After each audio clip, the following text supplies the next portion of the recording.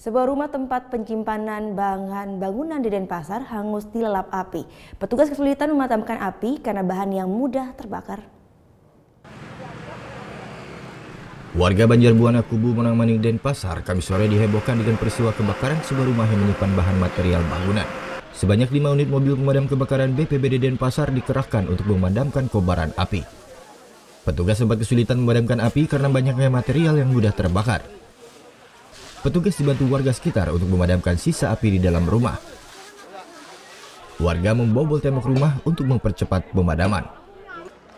Mungkin yang menyebabkan api agak sulit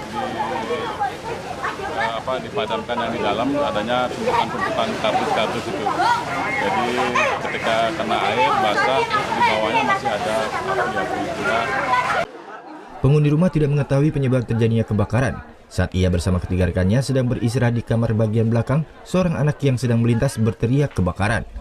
Api dengan cepat membakar tumpukan kardus dan merembet ke halaman depan, membakar sepeda motor yang sedang terparkir, hingga akhirnya membesar dan membakar seluruh bangunan.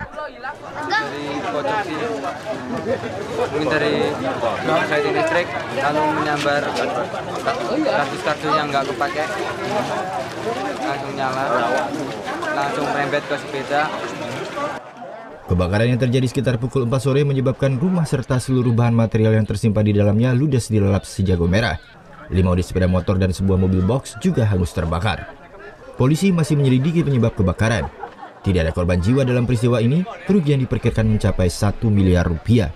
Surya Senja melaporkan untuk NET. Thank you. Udah selesai nonton beritanya?